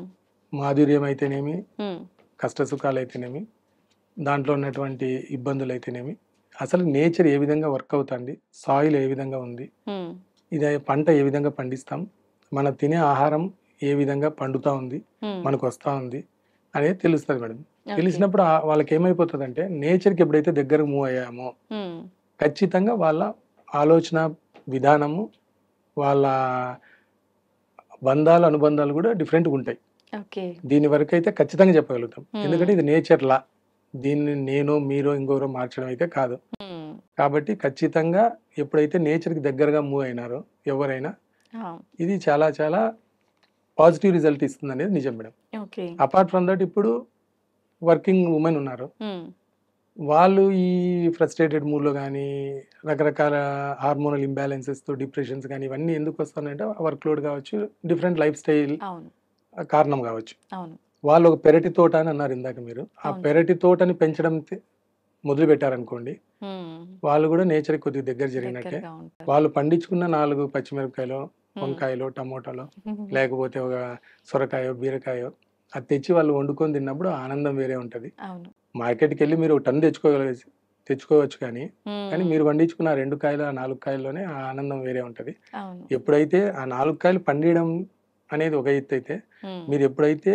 నేచర్కి అమ్మకి దగ్గరగా వెళ్తున్నారో, నేచర్ అంటే వ్యవసాయం అనే దానికి కావచ్చు, ప్రకృతి అనే దానికి, ప్రకృతిలో భాగమే కాబట్టి వ్యవసాయము ఈ పంట అనేది, ఉమ్, దానికి ఎప్పుడైతే దగ్గర వెళ్ళారో ఆటోమేటిక్గా మీ ఆలోచన విధానంలో కావచ్చు, మీ స్థైర్యంలో కావచ్చు, మీ మనోరింబరంలో కావచ్చు ఖచ్చితంగా మార్పు వస్తుంది.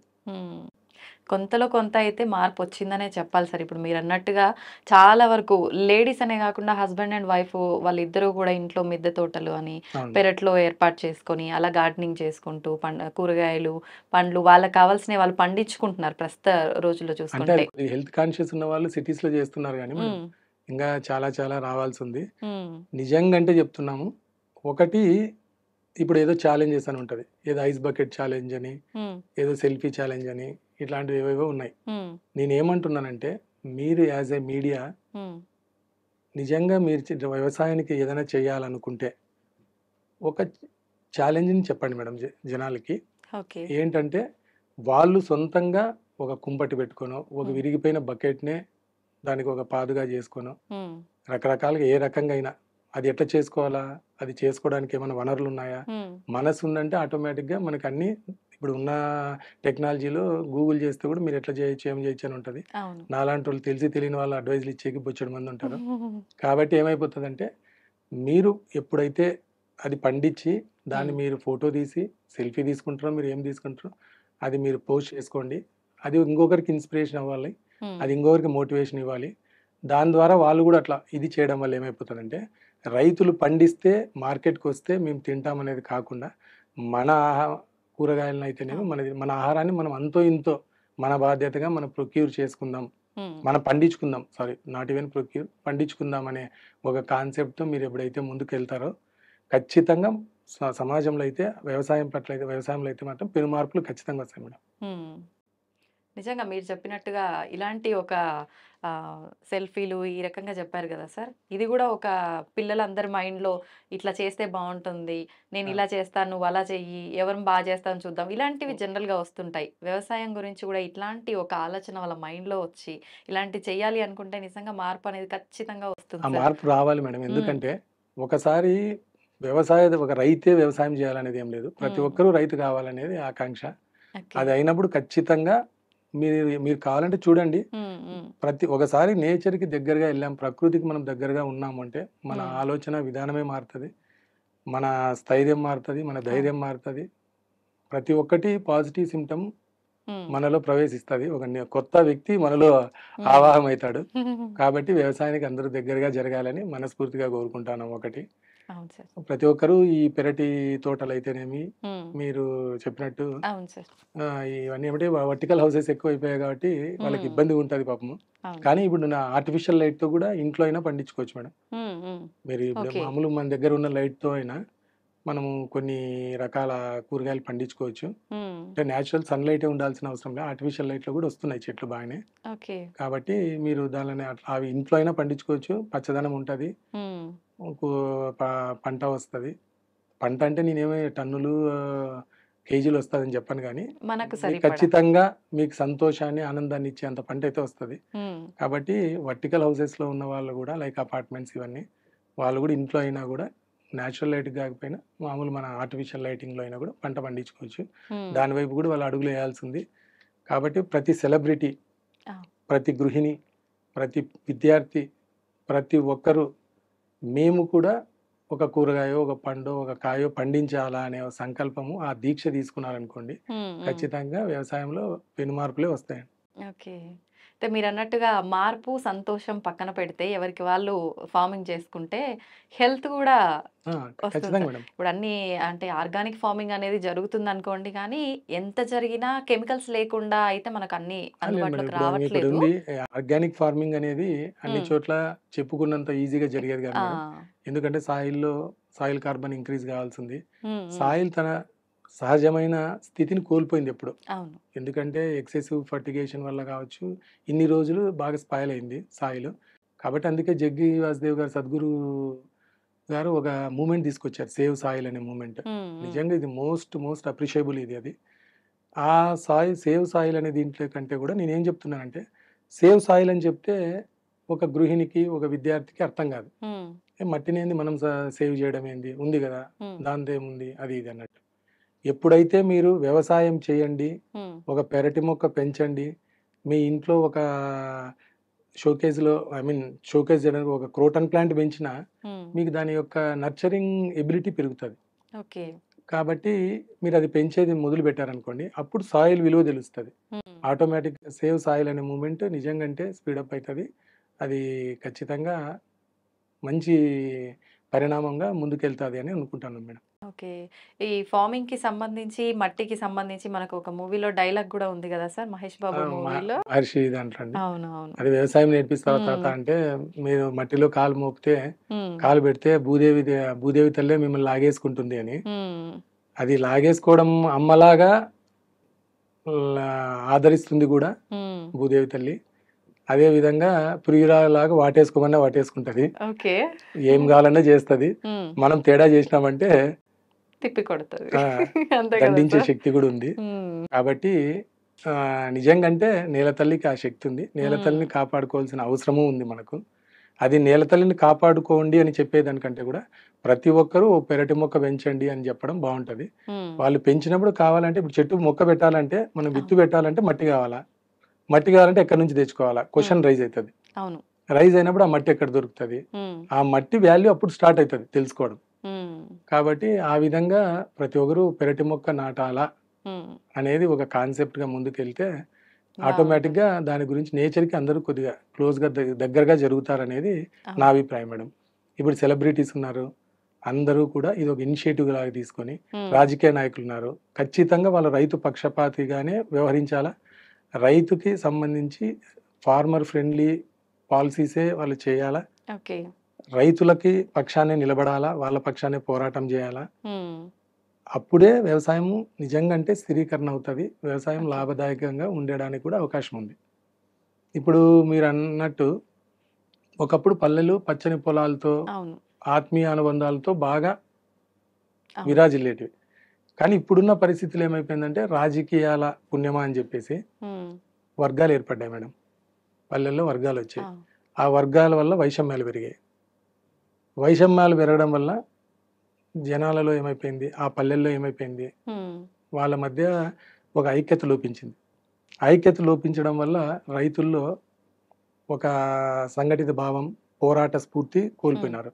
ఓకే. ఆ పోరాట స్ఫూర్తి కోల్పోవడం వల్ల ఏమైపోయింది, వాళ్ళు వ్యవసాయం పట్ల హ్మ్. ఎప్పుడైతే వాళ్ళు లైక్ ఐక్యత భావం పోయిందో, ఆ స్ఫూర్తి కోల్పోయినారో, హ్మ్. రైతే రాజు అనే అది ఆర్థికంగా చితికిపోయినారు. అవును. ఆర్థికంగా ఎప్పుడైతే చితికిపోయినారో దేశానికి రైతే రాజు అంటారు, హ్మ్. వెన్నెముక అంటారు, రైతే రాజు అంటారు. అవన్నీ చెప్పుకున్నా ఆ అవును. వెన్నెముకే ఇప్పుడు బలహీనపడింది. ఎప్పుడైతే రైతు బలహీనపడినాడో హ్మ్. వ్యవసాయం సంక్షోభంలోకి పోయింది. కాబట్టి ఏమైపోయిందంటే మూలం ఎక్కడైతే ఈ వర్గాల ఏర్పాటు, వైషమ్యాలు రావడము, హ్మ్. ఆ వైషమ్యాలతో ఈ విధంగా ఐక్యత లోపించడము, ఆర్థిక స్థితిగతులు మారడము, హ్మ్. రైతు ఇంకో రకంగా ఇది కావడము, వీటన్నిటిని ఆ మూలం ఎక్కడుందో చూసి దాన్ని కరెక్షన్ చేయాల్సిన బాధ్యత మరి అదే రాజకీయ నాయకులకి, అదే రాజకీయాలకే ఉంది. ఓకే. మళ్ళీ పల్లెలు ముందు మాదిరి పచ్చగా ఆత్మీయ అనుబంధాలతో మళ్ళీ అవి విరాజిల్లాలంటే ఖచ్చితంగా ప్రతి ఒక్కరు ఇనిషియేటివ్ తీసుకొని అవును. నిజంగా అన్బయాస్డ్గా ఫార్మర్ ఫ్రెండ్లీ పాలసీస్ రావాల్సి ఉంది. కార్పొరేట్స్ కూడా కొద్దిగా ఫార్మర్స్ వైపు చూడాల్సి ఉంది. ప్రతి ఒక్కరు గృహిణులు కూడా ఇప్పుడు ఇంట్లో ఉండి ఏదో టైం పాస్ చేస్తూ ఉన్నారు, ఏదో చేయాలని ఉంది కానీ ఏం చేయలేకపోతున్నారు. అవును. అట్లాంటి వాళ్ళందరూ కూడా మీరు ఒకసారి వ్యవసాయం వైపు ఆలోచించండి. వ్యవసాయం వైపు అంటే మీరు ఎకరం భూమి తీసుకొని చేయాలని కాదు, కానీ మీరు పెరటి తోట పెంచో, ఇంట్లో 4 కుంపట్లలో మట్టి వేసి ఒక 4 చెట్లు పెంచితేనో మీకు కూడా అదొక నావిగేషన్ లాగా ఉంటుంది. తర్వాత మీకే ఆలోచనలు వస్తాయి, ఏం చేస్తే బాగుంటుంది, ఎట్లా చేస్తే బాగుంటుంది అన్నట్టు. నిజంగా రైతుల కష్టాలేంటి, సుఖాలేంటి, కష్టం ఉంటుంది, వాళ్ళకు చాలా శ్రమ ఉంటుంది, శ్రమకు తగ్గ ప్రతిఫలం లభించదు అనటం వరకే కానీ నిజంగా ఇన్ని కష్టాలు ఉంటాయి అనే విషయం చాలా క్లియర్గా వాళ్ళ ఇబ్బందులని, వాళ్ళ కష్ట సుఖాలని చాలా క్లియర్గా తెలియజేసేసారు. అయితే సార్, ఇందాక మీరు చెప్పారు నష్టం తర్వాత నష్టం అట్లా వెంటనే స్టెప్ బై స్టెప్ వచ్చాయి అని చెప్పి. అసలు నిజంగా అంత నష్టం జరిగినప్పుడు ఎందుకు మీకు ఇంకా కంటిన్యూ చేయాలనిపించింది? మీకున్న ఇంట్రెస్ట్‌లో కొంచెం అన్నా ఇంట్రెస్ట్ ఎక్కడన్నా లోపించినట్టుగా అనిపించలేదా సార్? అంటే ఒకటి మేడం, ఇప్పుడు కష్టం తర్వాత కష్టము, నష్టం తర్వాత నష్టము వచ్చింది. హ్మ్. అప్పుడు ఏడుద్దామన్నా నా బదులు ఆ పని చేయడానికి మా భార్య ఉంది మేడం. హ్మ్. నాది ఆమెది కలిపి ఏడుస్తుంది. హ్మ్. ఆ బాధని ఫీల్ అయిదాము అంటే అది నా కొడుకు తీసుకుంటాడు. హ్మ్. అయ్యో అనుకుందామంటే ఆ బాధ్యత నా కూతురు తీసుకుంది. ఓకే. సరే ఏందబ్బా ఇది అని ఆలోచిద్దామంటే నా తోడబుట్టిన వాళ్ళు అది తీసుకున్నారు. నాకు 3 అక్కలు, ఒక చెల్లెలు. హ్మ్. వాళ్ళు అయ్యో ఎట్లబ్బా అని నాకంటే ఎక్కువ ఫీల్ అవుతా ఉంటారు. హ్మ్. కాబట్టి ఆ బాధ్యత అది కూడా నేను ఫీల్ అయ్యే అవసరం లేదు, వాళ్ళే ఫీల్ అవుతున్నారు. మంచి సపోర్ట్ సార్ అయితే ఫ్యామిలీ సైడ్ నుంచి మీకు. వాళ్ళే ఫీల్ అవుతున్నారు. ఇంకా నెక్స్ట్ ఏంటంటే కోప్పడదామంటే మా అప్పుదారులు, నేను అప్పు కట్టాల్సిన అప్పుదారులు వాళ్ళే కోప్పడతా ఉన్నారు. ఓకే. సరే ఇంక ఇది అని చెప్పి నవ్వుకుందాం అందరినీ చూసి అనుకుంటే చుట్టూతున్న జనమే నవ్వుతా ఉన్నారు. కాబట్టి ఇప్పుడు మేము చేయాల్సిన పని అయితే హ్మ్. ఏం చేయాలో తెలియకోకుండా అయోమయ స్థితిలో మౌనంగా ఉండిపోవాల్సిన స్థితిలో ఉన్నాం మేడం. ఒక్కటి చేయొచ్చు కదా సార్. అంటే చెప్పండి. ఏం చేస్తే ఈ నష్టాల్లోంచి బయట పడతాము అనే ఆలోచన ఒక్కటే మనం చేయాల్సింది అదైతే రెగ్యులర్‌గా ఉంటుంది. ఉంటుంది. మైండ్‌లో రన్ అవుతా ఉంటుంది. అంటే ప్రతి హ్మ్. ఒక్కరికి హార్డ్‌షిప్ చూసిన ప్రతి ఒక్కరికి అది ఉంటది. అవును సార్. కాకపోతే ఏంటంటే మీరన్నట్టు ఆ నష్టాలన్నీ series of damages, series of losses పైన ఇది హ్మ్. ఏంటంటే ఇప్పుడు నేను నవ్వడానికి లేదు, కోప్పడడానికి లేదు, బాధపడడానికి లేదు, ఏడవడానికి లేదు. ఏ అవకాశం లేకోకుండా ఉన్నాను. వాళ్ళ అంటే మీ బాధ్యతలు, మీ ఏడుపు, మీ సుఖం, మీ దుఃఖం అన్నీ వాళ్ళు తీసుకున్నా హ్మ్. యాస్ ఎ హ్యూమన్ బీయింగ్‌గా ఖచ్చితంగా ఏదో ఒక మూల ఆ నష్టంకి సంబంధించిన ఫీల్ అయితే ఉంటది కదా సార్. ఒక రకంగా మీరు చేస్తున్నది వ్యవసాయం అని మనం గొప్పగా చెప్పుకున్నా, నేనైతే యుద్ధమే అని అంటాను సార్. మీరేమంటారు దాని గురించి? అంటే యుద్ధము అనే దానికంటే కూడా యజ్ఞమే మేడం ఇది. హ్మ్. వ్యవసాయం అనేది యజ్ఞమే. ఆ యజ్ఞం ఎప్పుడు మంచి సత్ఫలితాలనే ఇస్తుంది అనేది మన ఇది. హ్మ్. కాబట్టి ఆ మంచి సంకల్పంతో యజ్ఞం చేస్తున్నాం. హ్మ్. నేననే కాదు, ఏ రైతైనా అది యజ్ఞం లాంటి కార్యమే. ఓకే. కాబట్టి ఆ యజ్ఞంలో అందరూ సఫలీకృతులు కావాలని మనస్ఫూర్తిగా కాంక్షిస్తున్నాం. సత్ఫలితం రావాలి అని కోరుకోవడం ఒక ఎత్తు అయితే, మనకు తెలిసింది ఎదుటి వాళ్ళకు చెప్తే అది వాళ్ళకి యూజ్ అవుతుంది అంటే అది ఇంకా గొప్ప విషయం కదా సార్. మీ సైడ్ నుంచి ఒక గొప్ప విషయంగా వాళ్ళకి సలహాగా ఇవ్వాలి అంటే ఏం చెప్తారు సార్? మేడం, వ్యవసాయం గురించి నేను ఒకటే చెప్తున్నా. వ్యవసాయం అనేది కావచ్చు, ఏదైనా కావచ్చు. అంటే చిన్న స్కేల్‌లో అయితే గిన అది పెరటి తోట, మిద్దె తోట ఏదైనా అయ్యుండొచ్చు. ప్రతి ఒక్కరు నేచర్‌కి దగ్గరగా ఉండాలి. ఎప్పుడైతే ప్రకృతికి దగ్గరగా ఉన్నారో ఆటోమేటిక్‌గా ఖచ్చితంగా మనలో ట్రాన్స్‌ఫర్మేషన్ అనేది జరుగుతది. ఓకే. కాబట్టి దాన్ని ఏదో మనము మంత్రదండంతో మార్చలేము, ఇంకో దాంతో మార్చలేము. పాలసీస్‌తో కొద్దిగా పాసిఫై చేయొచ్చు థింగ్స్‌ని. అవును. కానీ నిజంగా మన సంకల్పం అందరూ వారంతకు వారు స్వతహాగా ఒక సంకల్ప దీక్ష తీసుకొని మేము ఖచ్చితంగా ఒక మొక్కనో, ఒక చెట్టునో మనిషిగా పుట్టినందుకు మా జీవితానికి, జన్మకు ఒక సార్థకత ఉండే విధంగా ఒక పర్పస్‌ఫుల్ లైఫ్ లీడ్ చేసినామని ఒక సాటిస్ఫాక్షన్‌తో కన్ను మూయాలనుకున్న ప్రతి ఒక్కరు, ఈ భూమి మీద ఉన్న ప్రతి మనిషి ఒక చెట్టుని, మొక్కని పెంచాలనే ఒక సంకల్ప దీక్ష తీసుకున్నారంటే నిజంగా అంటే చెప్తున్నాను, దానికంటే మహోన్నతమైన కార్యక్రమం ఇంకోటి ఉండదు. నిజంగానే సార్. చాలా గొప్ప మాట సార్ మీరు చెప్పింది. ప్రతి ఒక్కరిలో ఈ యొక్క సంకల్పం అనేది నేను నిజంగా చెయ్యాలి, దీనివల్ల మార్పు జరుగుతుంది, నాతోటే ఈ మార్పు మొదలవ్వాలి అనే ఆలోచన వస్తే చాలా బాగుంటుంది సార్. అది అందరూ కాంక్షిద్దాం మేడం, ఆ విధంగా జరగాలి. తప్పకుండా సార్. జరుగుతుందని కూడా కోరుకుందాం. తప్పకుండా సార్. సార్, మీ ఫ్యామిలీ గురించి తెలుసుకోవాలనుకుంటున్నాను సార్. మేడం, మా భార్య వచ్చేసి ఎంఎస్సీ ఎంఫిల్ చేసి కంప్యూటర్ లెక్చరర్గా చేసేది కేఎస్ఎన్ గవర్నమెంట్ డిగ్రీ కాలేజ్లో. ఓకే. మేము ఎప్పుడైతే వ్యవసాయం మొదలు పెట్టామో ఆమె కూడా దానికి రిజైన్ చేసి నాతో పాటు వ్యవసాయ దీక్షలోనే ఉన్నారు. Super sir. నెక్స్ట్ వచ్చేసి నాకు ఒక కొడుకు, ఆ అబ్బాయి ఇంజనీరింగ్ ఫైనల్ ఇయర్ చదువుతున్నాడు, పేరు పార్థివ్ సాయి. ఓకే. అదే విధంగా ఒక కూతురు, ఆ అమ్మాయి మెడిసిన్ చేస్తా ఉంది, పేరు తవిషి సాయి. అదే విధంగా నాకు ముగ్గురు తోడుబుట్టిన వాళ్ళ అక్కలు, ఒక చెల్లెలు ఉన్నారు, నలుగురు. ఇంకా అమ్మ నన్ను పెంచినామే ఉన్నారు, వాళ్ళు నాతో పాటే ఉంటారు. ఓకే. అంతా కలిసి ఉన్నాం.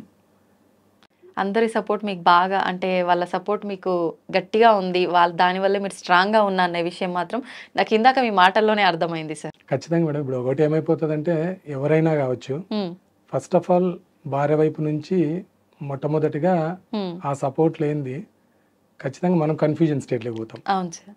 అదే విధంగా చుట్టూతా ఉన్న నా కుటుంబ సభ్యులందరూ చాలా చాలా చాలా హెల్ప్ఫుల్గా స్ఫూర్తిదాయకంగా ఉన్నారు.